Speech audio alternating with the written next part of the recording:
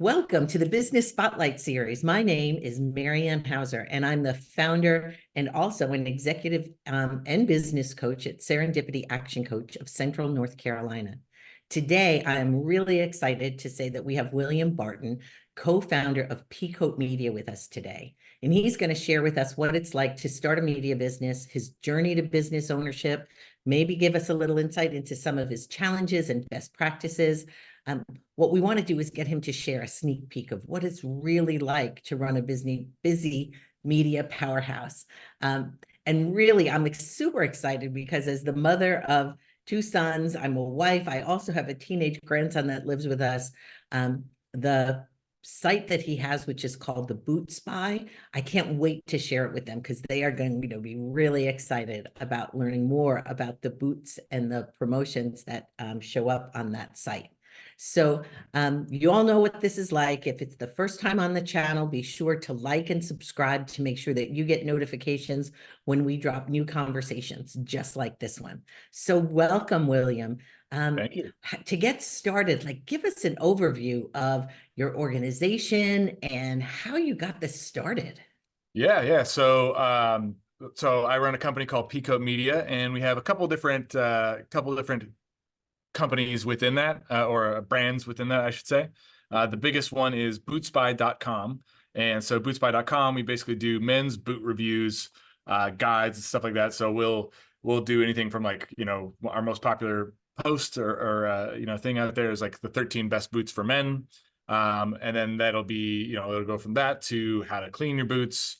We could how to lace your boots, like all kinds of different guides on just how to wear boots and where to find the best type. So we really demystify the process of that through bootspy.com. And I also have a YouTube channel as well, called Bootspy. And we have over 50,000 subscribers. And and basically that's our whole thing. That's what we do, is just try and get guys into better boots. So we started that back in June 2020. And I started that with a business partner. So he owns a different media company as well, which we kind of talked about before, but it's called theadultman.com, and it's basically a men's fashion and lifestyle sort of publication where, again, kind of the same mission, where it's just to help guys dress better, feel more confident. There's also some dating related advice on there. I was working with that site for a couple of years. And I kind of I was getting more into boots, into high quality men's footwear. And so I was just itching to start my own site and get into business myself. And so I partnered with Dean. He's the owner there at The Adult Man. I was already working with him. We had a great working relationship. So I was like, hey, I want to start something on my own. Let's do this. Let's create a new website. Let's create a new thing with Bootspy. And so we started that about 3 years ago.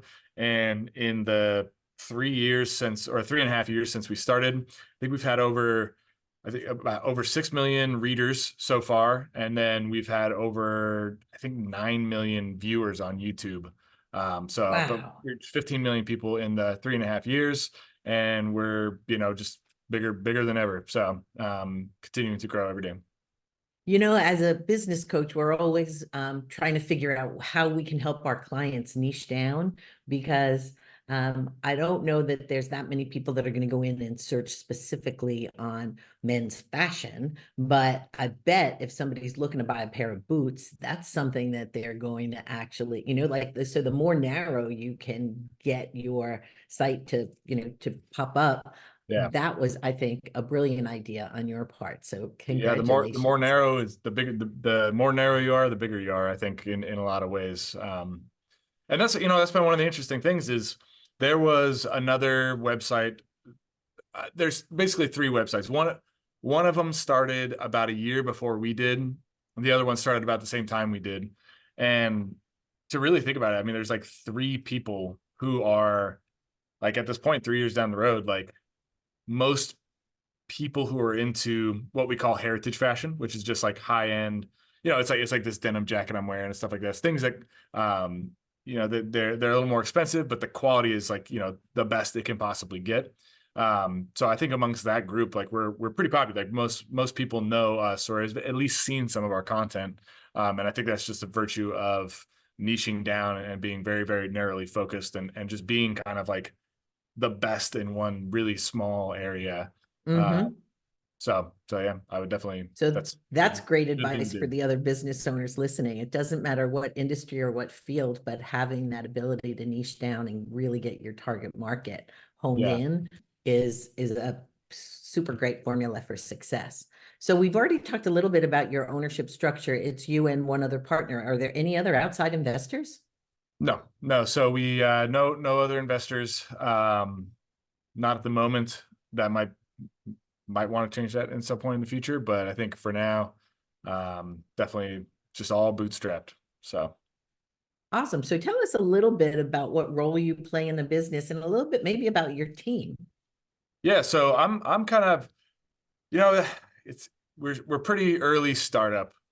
So I'd say between my business partner and I, we both wear all the hats. But if I was to say like what I am best at and what I kind of excel at and spend most of my time at, it'd be pretty comparable to a CMO or chief marketing officer. But basically, like we don't use those terms per se, but I'm more like the guy who gets traffic. Like I'm the guy who gets people to know about us. My business partner is more like you could call him like the CTO, the chief technical officer, um, where he's really in charge of, we have some developers who help us, and I'll kind of go in specifically like all the team members and what the team looks like. But he definitely handles like the technical aspects of the website and kind of improving some of the things to make our site a little more unique and interesting, and stand out a bit. So that's kind of the main thing is like I do the traffic and then he does the like maybe you could think of it as like retaining the traffic or Right. delivering our promise. So it kind of breaks down like that. I'd say like the CEO role in terms of like who makes the decisions. That's pretty 50-50 split in terms of like what direction we're going and stuff like that. So yeah, So so who that's kind of creates the content on those sites? Because the content is beautiful. yeah. So I primarily do most of the like photography and the writing. You know, when you talk about like an article on a website, it's so much more. It is so much more than photography and writing. It's kind of how it all comes together and how it all looks in the end. So, I would say each piece is definitely a collaborative effort. And in terms of who touches the piece on all the way through production, I mean, it's a pretty big team. So we have an editor, so whoever we have a team of writers. So we have about 3 different writers on our team, and then also add myself. Then we have an editor who goes through, edits the stuff. We have somebody who formats and uploads into our program, which is called WordPress. That's like the website that Mhm. the platform that we use. And yeah, and then we have somebody who edits formats, and then I go ahead and I hit the publish button. But then even after that, we have a video editor, and then we have some people working on our social media as well who help us like get the post out and um, promote that as well. So I'd say all in all, I think we got about 5 people full time if you include the business or no, yeah, 6 people full time if you include the business partner and Dean and I. So 6 of us are full time, and then probably 3 more part time people helping us out, mainly with writing. That's like where the part timers come in, Mhm. the writing. But yeah, so that's kind of the build out of the team. Awesome. So having a team is, the key role of the business owner. How much of your time do you think you spend actually creating the content and doing the marketing versus managing your team and making sure they're doing what they're supposed to do? Yeah, so managing the team, that's been something I've been learning a lot more about. That's something I've been becoming more skillful at. I will say for any entrepreneur listening, one of the things that I have been learning, I won't say that I'm like I learned it and I'm good at it or anything like that, but it's something I've been learning more is that when you hire somebody, I would always get kind of frustrated because or not frustrated, but I would feel like it was slowing me down because in a lot of ways I'm like, oh, like not only do I want to accomplish what I normally accomplish, but then I also want to, train this person and make sure that they're doing the right thing and getting the most value for the company. But what I realized is when you hire someone, like, it is your job to just make sure that they do their job for a while. And you need to give that several weeks. It could be several months. It could, to like make sure that they're doing everything they need to. And then you can kind of like take a step back and go into like, okay, now I'm going to go back to writing new content and doing new things and doing what I'm can do fast and really well. But if you don't spend that time managing and really giving like very clear feedback on your expectations, then it's like, it just ends up not, the team member is Right. You not able both to end like up take off. frustrated. Yeah, the team Yeah. member's not able to take off, and they're not really sure what they're supposed to be doing, and um so that's been something I've been learning a lot. It's like, when you hire a team member, it is going to be, there's no way around it being a productivity loss for a little while. But then if you just embrace it and you just go, okay, like, I'm not going to be doing much work because I'm going to be training this person for 2 weeks or whatever, and just being like all in on giving all the feedback and not letting things like slip, where it's like, oh, this needed to be, there should have been a comma here, there should have been this or whatever, like being like, I'm going to give that feedback and just be 100% all in on it. Mm-hmm. That's the kind of thing where, like, that level of detail, in my opinion, that's what you need to do. That's your job for a while. And then you can go back and pick up all the other tasks you have laying on the, wait. Absolutely spot on there, William. We do a course. We have a 12-week management training course. And as we launch it, we talk about how for so long people thought management was sort of a dirty word and we all have to be leaders, right? And leaders are there to inspire and enroll the team. But if you don't have good management and set clear expectations, and in the beginning, actually micromanage for a little while, you're all going to be frustrated, or so that's fabulous advice for the folks who are listening. So this question is a little bit about target marketing, right? You have a product that is targeting men's products and how to be a more confident man, to put it in your words. But how do you go about determining your target market? Because there's a lot of men on the planet. Yeah. So, that's been something, honestly, still a work in progress. We did not start the website with I'll say, looking back, I thought I had an idea of like who we were targeting. 3 years later, I'm like, oh, I had no idea who we were looking at or what we were trying to do. Because we started off and we would do boot reviews for every single brand out there. Like, if there's a boot, like, we would review it. And over the 3 years, we kind of figured out more and more, like, there's a specific type of guy who is into high quality, I'll say, like, there's people who are willing to spend $350 on a jacket because they know, like, I'm gonna wear this for the rest of my life and it's gonna fit well and it's gonna feel good and it's gonna be awesome.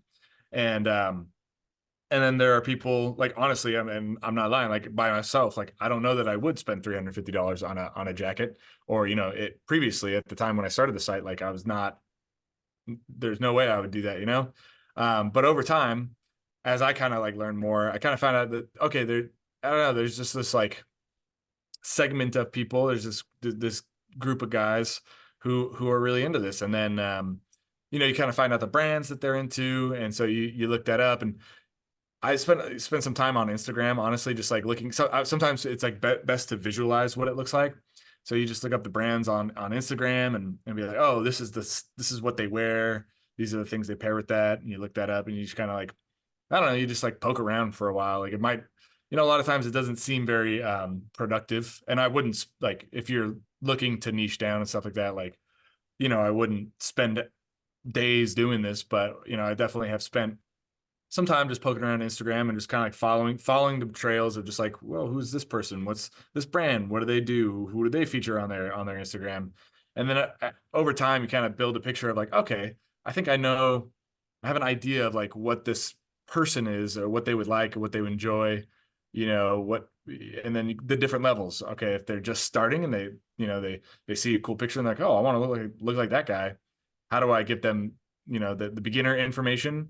And then, but then also, if an expert comes in and they want to know something super specific and obscure, how do I also get them an interesting piece of information that they wouldn't know otherwise as well? So I don't know if that answers the question or not, but that's kind of just my process It for like does. figuring out And the I'm niche. curious, how many women are interested in what you do? Because as a, a woman who has surrounded herself with men, I have sons and grandsons and a husband. I looked at the sites and I got excited, right? Yeah. I know Yeah. that these are, when I look at the Bootspy, I know that when I share this with my son who lives in Raleigh, he's going to be excited to take some time and poke Yeah. around, right? Yes. So, um, do you ever spend time targeting women? I don't specifically do anything that targets women. Not yet anyway. I think we still have several years of just really focusing in on dudes before we kind of expand out. But hopefully more and more women get into this sort of raw denim and boots. High quality. We call it like Goodyear welted footwear, just basically high quality footwear. Um, but the fact is like there's not that many brands that do it, and so there hasn't been a lot of education around this specific style that we're going after. There are definitely some women in the industry who, and like, they're popular because there's like 15 of them like in total. So it's not like it's not such a broad market that as a media company we could, if we did like a best women's boots, we get it I'm would not get even talking about marketing women for women's products. Women want their men to look good. right. So when I looked at it, I was like, oh, I'm going to share this with the men in my life because I want them to look good. Yes. So that's just my little coaching tip off to the side. No, So that's let's nice. move Yeah. on a little bit. It leads me to marketing. You said that your role is like the CMO. I'm always curious to see what business owners are doing. So what percentage of your monthly sales is invested back into marketing? And do you have a marketing budget? Yeah, so we are pretty profit heavy. We've been changing that though purposefully. Honestly, our budget, it's kind of hard to say like what percentage goes back. I would say maybe 15 to 20%, 15% of our revenue is kind of like baked into, whether it's rent and hosting fees and this and that, the other, like just like different things that like we need to just do the basics of run the business. And then the rest of the revenue is kind of up to our discretion of like how we want to spend it. If we want to spend it at all.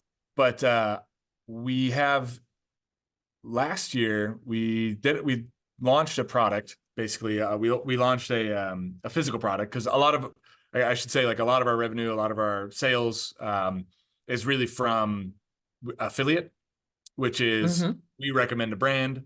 If somebody goes through and purchases, then we get a commission. So we don't ship or deal with physical products as our main business. We're really just doing referrals. Um, so but in 2023, at the beginning of 2023, we launched a sock company called Camel City Mill. And that's like premium merino wool socks for trade workers.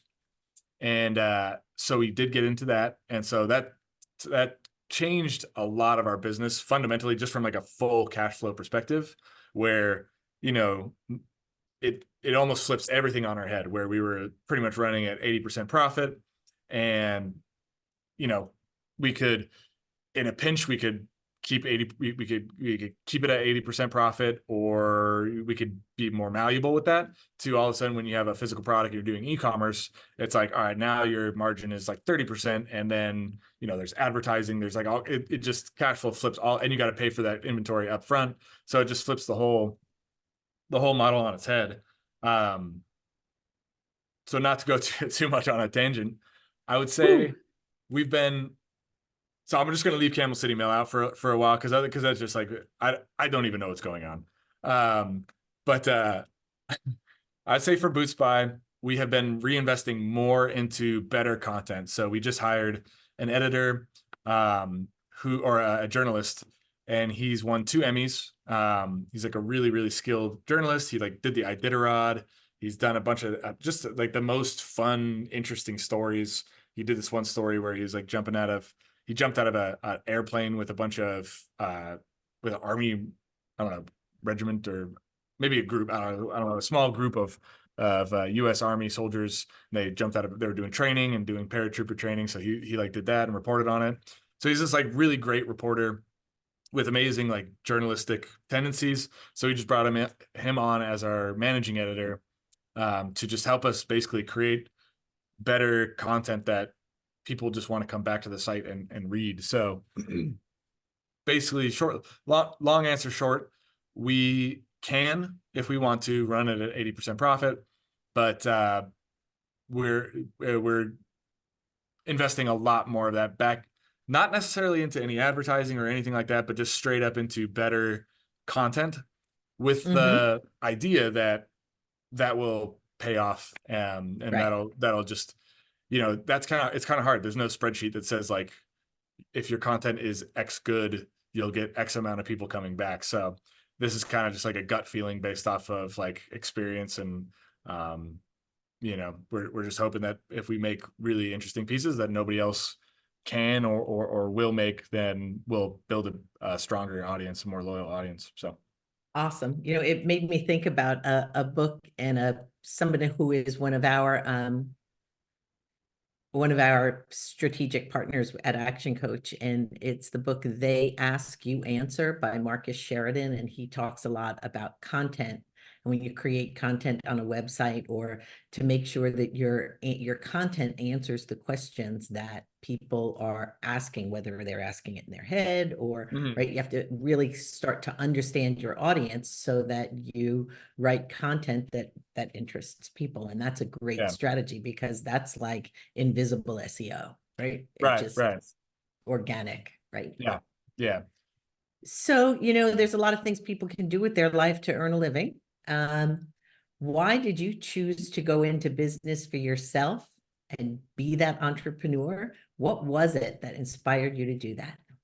Yeah. So, I was living in San Francisco for about 5 years after college. Moved there, and I became an English teacher. So I taught at a high school for students with autism and dyslexia. And when I was there, it was like it was the best job I ever had. It was so fun.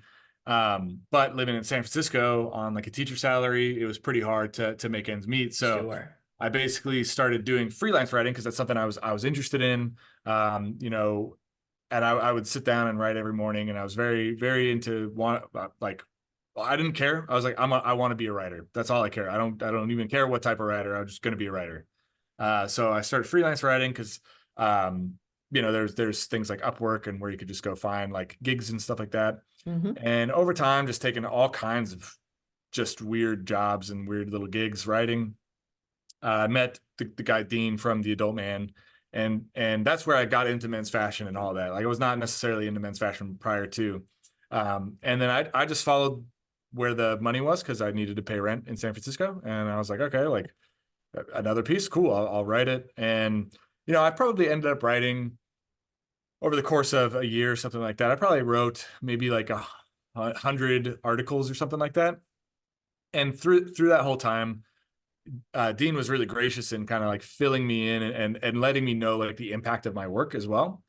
And I started to learn basically through the whole process, like not just writing skills, but SEO too, which you mentioned SEO, and that's like what that whole site is built off of. So I started to learn SEO and was just naturally like very curious about it. I was like, what is this? Because I just wanted to do a good job. Not necessarily, I didn't even know you could make money. I was suspicious that like 5 best watches for men or something like that, like you pay me to write this, like early on. From my perspective, I'm like, yeah, it's so obvious, like why not? But back then I had no clue, so I was like, all right, this is kind of weird, but like I'll do it. So I started to learn SEO, and then when I kind of like when it really hit me, like the amount of work that I'd done and seeing what it translated to for Dean's business, I was like, oh, the more time I spend doing this for somebody else, the more, like it's hard to write 100 articles in a year. Like it's a lot of work. And I kind of knew, I was like, I don't know how many years I have of just like flat out, just nose to the grindstone, just busting this work out. So I was like, okay, the more time I spend working for somebody else and making articles for their sites, the more time I'm kind of like losing from my own ability to do this, because I might only have 3 years of being able to just like go flat out all the way. So that was, and COVID really helped in a way where it was just like what I was doing. I was doing brand partnerships with the Adult Man, and those all kind of dried up right away, immediately, which is, interesting, because at the time, like, it's clear in hindsight, digital advertising was a great thing to do in at the beginning of COVID, but in the moment, everyone stopped. So Everyone stopped everything, right? It yeah, was like, right. so I was like not out of work, right? I still had that role. I was still doing that, but nobody was signing contracts. Nobody was doing anything. So I was just like, I stopped making money and stopped having work to do, basically. So I was like, all right, well, now's the time. Like, let's start this website. Like, let's do this. I got this idea. I'm interested in this thing. I'm interested in men's boots. I want to do these reviews. I know how to do it already. I've written 100 articles for this other site in men's fashion. So let's just start this new thing. Yeah, it was just really, and I started the YouTube channel at the same time. And I was just really surprised on the YouTube side to see like that, that went pretty fast. Like, in terms of how quickly it took for us to get to 1,000 subscribers and how many people, thousands of people were watching per video. That was like a lot faster. And I was like, oh, okay. Yeah, with websites, it takes a long time to build that audience. But with the YouTube, just seeing how quickly that was building over more like 3 months, whereas like a Google site might take, you know, 12 months to 18 months to really like, or like a website to Sure. pick up SEO traffic. That might take up to 18 months to like do anything really. But the YouTube channel is like, hey, we're getting like 1,000 or maybe 2,000 views on a video within 2 months, 3 months. It's like, okay, so there's an audience here. There's something here. And so we just kind of grew them both in tandem to now. It's like, I think we get about 100,000 readers a month. And then we're at about 750,000 viewers a month on the YouTube channel right now. So yeah. That's fabulous. That's Yeah. fabulous. Wow. That's such a success story. So what brought you from San Francisco to Winston-Salem? Yeah, my brother went to Wake Forest. So he was, and I would just come out to North Carolina in the summers to visit him. Uh, I got married. My wife and I wanted to, she was also in San Francisco, and we're like, all right, we want to like get a house, want to have a family. This is just not going to happen here in San Francisco, because they had like these like shacks for like $1.5 million. And it's like, yeah, Yep. that's not possible.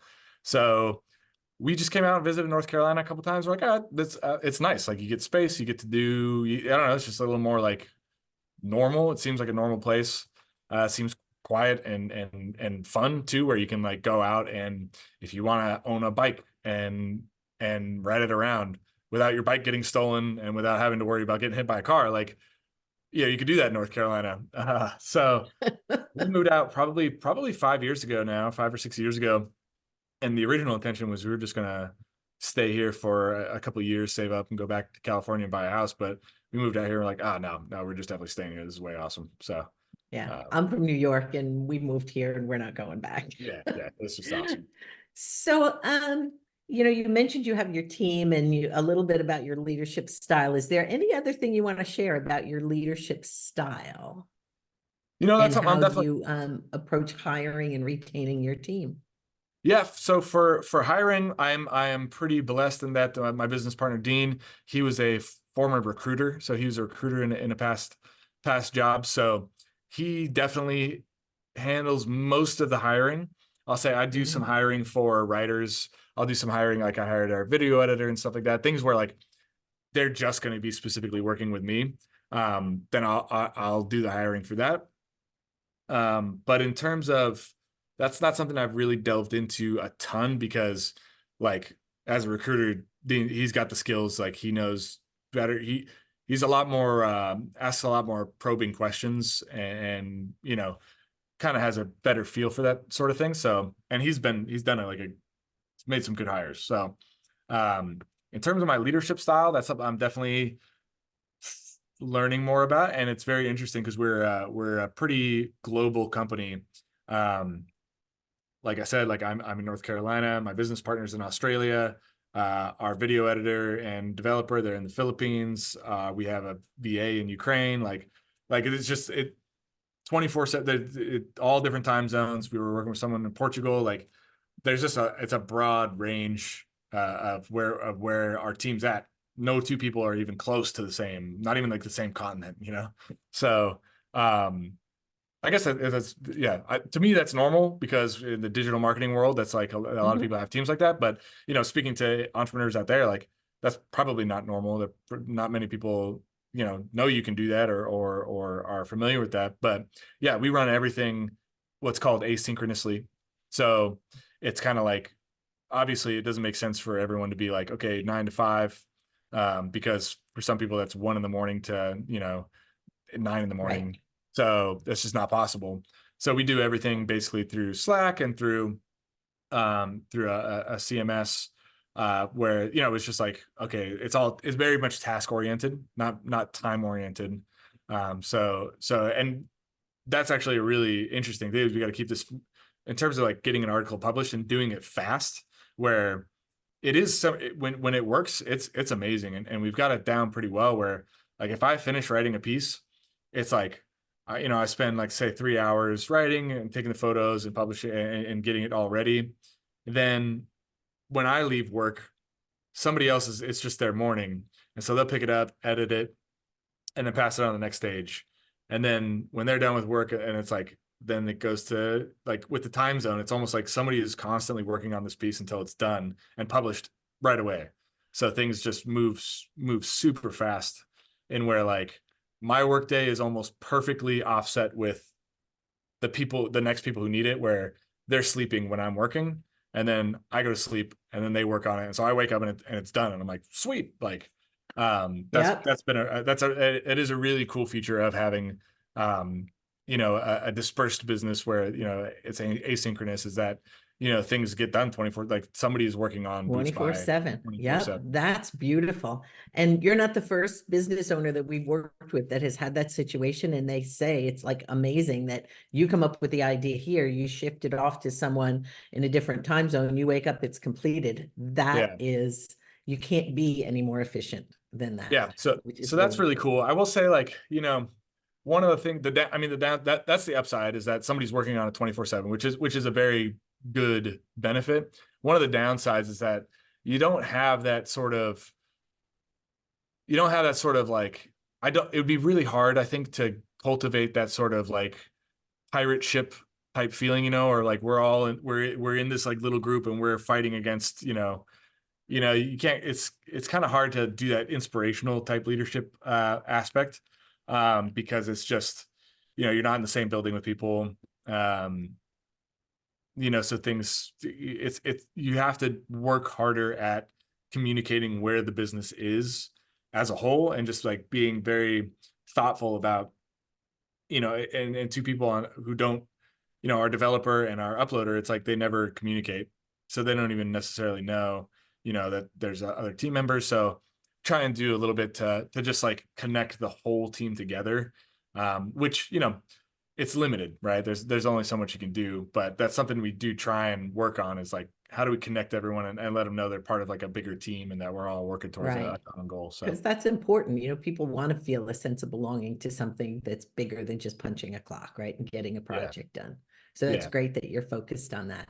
We have covered so much ground already, and I really wish I could spend another half hour asking more questions, but we're going to go and shift into our rapid fire session as we wind down the interview today. So I'm going to ask you a series of questions and just what comes top of mind, to share with the business owners who are listening. So what is the key to success for you? I would say just waking up early. So I'm a very early riser. Like I got up at today was unusually early. I woke up at like 3:30 today, but at least 5 a.m. is like the latest I'll go. But I have been doing that since for about 8 years or 9 years, and shown up like today. I showed up. I was in the office by 6 o'clock and 6 a.m. and then just got like 4 hours of work done of like real like focusing on, okay, what are the things that the audience sees that grows the business? For me, that's creating new content. So it's like get into the office at 6 a.m., for 4 hours, just create content. No, no phone, no nothing, just create content. And then you could just do, the taxes, the talking to team members and things like that, following up with people.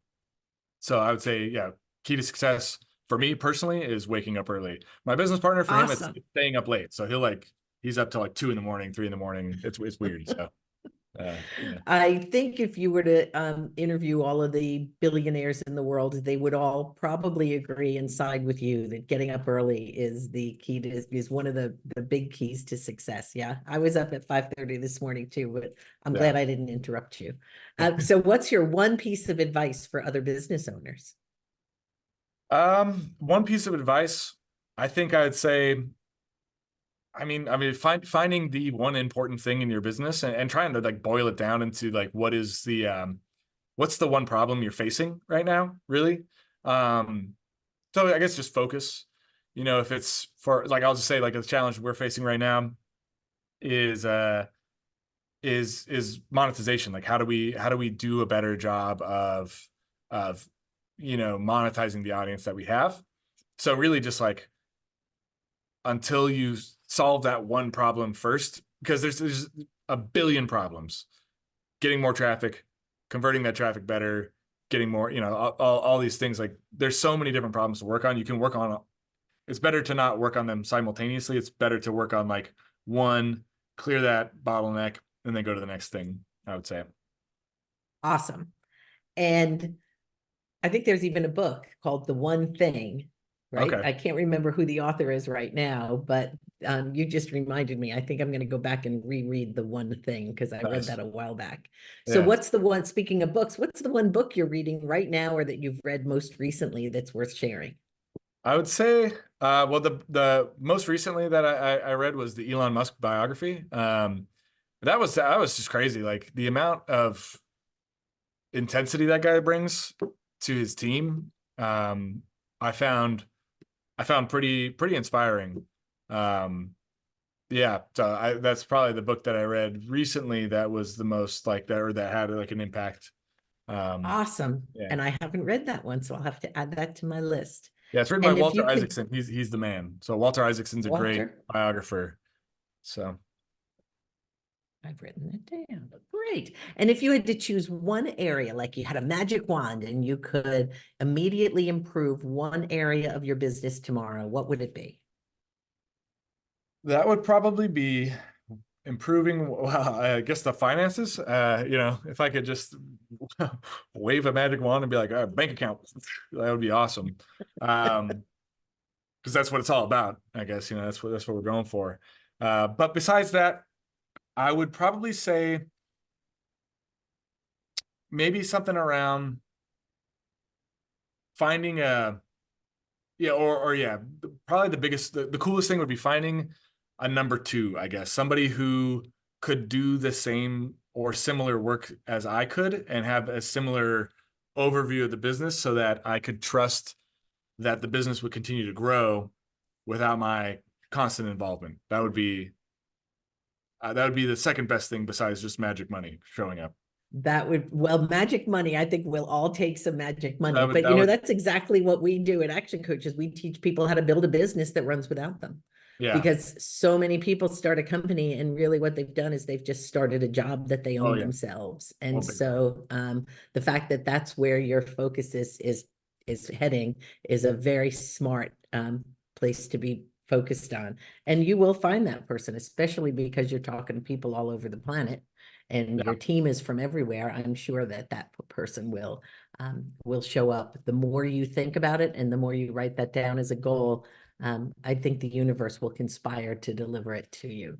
Nice. So I know you said that that book inspired you, but if we were to say, what is the one thing that's most inspiring to you today? What would that be? Yeah, I'd say from a business perspective, we I'd say we got a pretty big idea where we're going. I think I don't know, I can't say like what. I can't say like why, but I just realized that we were thinking very small with what we have, with like Bootspy, what Bootspy is. and what we can do for people, in terms of just being like the obvious resource for people. Like right now, I think we're a good choice, and people find us and like, oh, cool, this is good. But I think there's more we could do to become just the obvious choice of like, I want to go back there and I'm checking, maybe opening an app and checking it every day and stuff like that. So we've been, what's inspiring me most today is just the idea of like, there's some other media companies, media brands that are in different verticals, like, that do such a good job at fostering an audience and really like building a real community. And I think we have not done that yet. And I think that's somewhere where it's like, oh, like, I get it. Like I need to think way bigger than just, giving people one answer here and giving people one answer here and making something interesting here. It's like, no, we need to like build a full community. And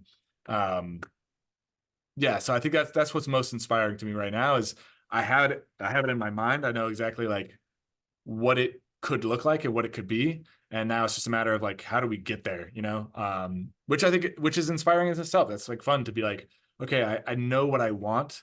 I have no idea how to do it. And so, but like, we're going to do things like hire a really great journalist to make content because we just believe that it will help without knowing. There's nothing, no spreadsheet that tells you this is going to work. So just kind of like living on that line of like, I think this should work. I mean, but we'll see, so. Yep.